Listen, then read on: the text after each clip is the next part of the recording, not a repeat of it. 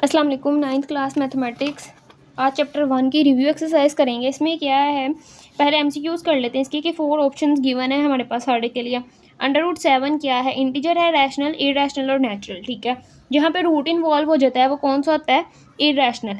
पाई और ई भी हमारे पास क्या हैं, इरेशनल की एग्जांपल्स हैं। इसकी थ्योरी पढ़ी थी तो उसमें हमारे पास पाई और ई में बताया हुआ था ये क्या है कि इरेशनल नंबर है। कहाँ पे, यहाँ पे आपको मिलेगा कि एग्जांपल किसकी हैं, ये सारी इरेशनल नंबर की एग्जांपल है, पाई, ई और ये सब कुछ। ठीक है, तो उसके अकॉर्डिंग हमें क्या पता चला, पाई और ई क्या हैं, इरेशनल नंबर हैं।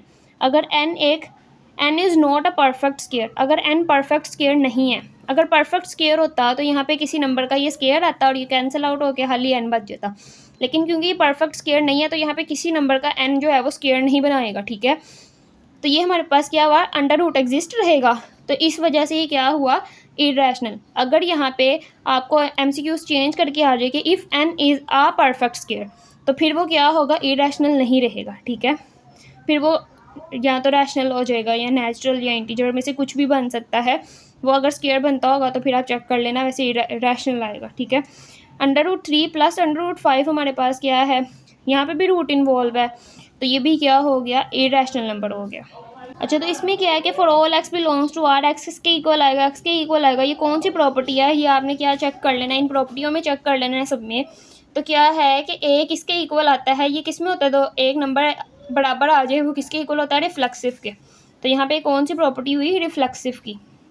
आगे चेक करें कि ए बी सी किस में बिलोंग करते हैं, आर से। अगर ए ग्रेटर है बी से और बी ग्रेटर है सी से, देन ए भी ग्रेटर आएगा सी से। तो ये कौन सी प्रॉपर्टी यहाँ पे लग रही है, ये भी आपने इन सब में चेक कर लेना है कि कौन सी है कि ए ग्रेटर है बी से एंड बी ग्रेटर है सी से, तो ए भी ग्रेटर आएगा सी से। तो कौन सी है, ट्रांजिटिव प्रॉपर्टी है। ठीक है, और यहाँ पे क्या है कि 2 की पावर x मल्टीप्लाई 8 की पावर x इक्वल है 64 के। अब आपको क्या करना है, x की वैल्यू निकालनी है। इसके लिए आपको क्या पड़ेगा, इसको सॉल्व करना पड़ेगा। तो हम यहाँ पे सॉल्व कर लेते हैं कि 2x मल्टीप्लाई है 8x से और किसके इक्वल है, ये 64 के। और निकालना हमने क्या है, x की वैल्यू निकालनी है। ये क्या है, 2 की पावर x, 8 को हम 2 की पावर में लिख सकते हैं, इसका एलसीएम लो तो ये 2 की पावर 3 आता है।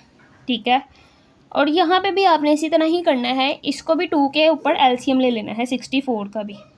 जब इसको 2 पे ब्रेक किया तो 32, 16, 28, 24, 22, 21।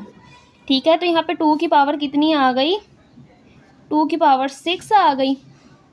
ये 2 की पावर है x मल्टीप्लाई ये 3 और x आपस में क्या है, मल्टीप्लाई हो रहे हैं, इक्वल आएगा किसके, 2 की पावर 6 के।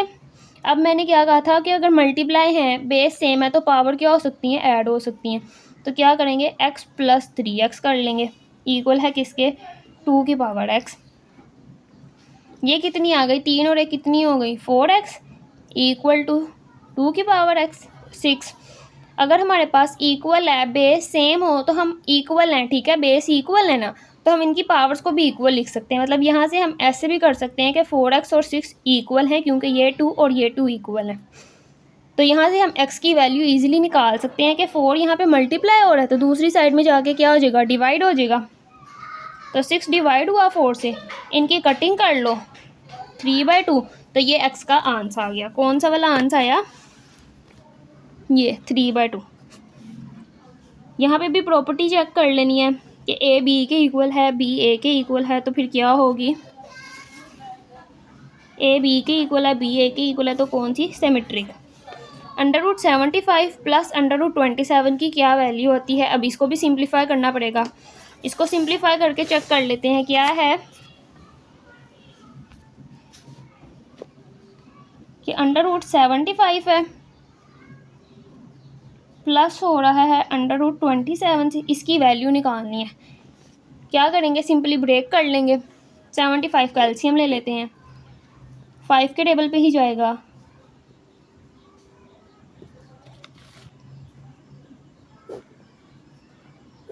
ठीक है जी, तो 75 की जगह पे हम क्या लिख सकते हैं, 5 का स्क्वायर मल्टीप्लाई 3। और 27 की जगह पे हम क्या लिख सकते हैं, 27 का एलसीएम ले लेते हैं,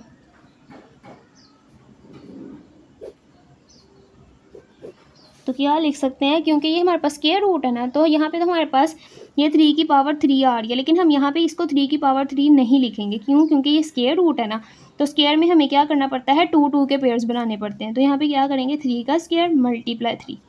ठीक है, अब इसको अलग कर लेते हैं। 5 की पावर 2 मल्टीप्लाई √3 प्लस √3 का स्क्वायर मल्टीप्लाई 3। ये स्क्वायर रूट से कैंसिल हो गए, तो ये क्या आ गया, 5 √3 प्लस 3 √3। तो 5 और 3, क्योंकि ये रूट की वैल्यू सेम है तो इसलिए हम इन नंबर्स को क्या कर सकते हैं, ऐड कर सकते हैं। तो क्या आ गया, 8 √3। तो कौन सा आंसर आया, ये वाला 8 √3। अब द प्रोडक्ट ऑफ 3 + √5 3 - √5 क्या है। क्योंकि यहाँ पे रूट इन्वॉल्व है तो हम कह सकते हैं कि इरेशनल है, लेकिन ऐसी बात नहीं है।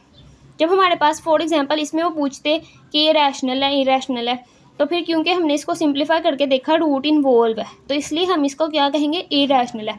लेकिन यहाँ पे तो हम इसको सिंप्लीफाई नहीं किया ना। यहाँ पे अगर हम इसको सिंप्लीफाई करें, एक दफ़ा प्लस में एक दफ़ा माइनस में, फॉर्मूला लग जाएगा।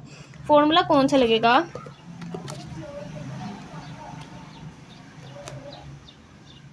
ये 3 + √5 है, मल्टीप्लाई हो रहा है 3 - √5 से। तो क्या हो गया, फॉर्मूला लग गया, एक दफ़ा प्लस में एक दफ़ा माइनस में। तो a का स्क्वायर माइनस b का स्क्वायर फॉर्मूला लगा, तो ये कितना हो गया, 9 माइनस ये इससे कैंसिल 5, तो क्या आया, 4 आ गया।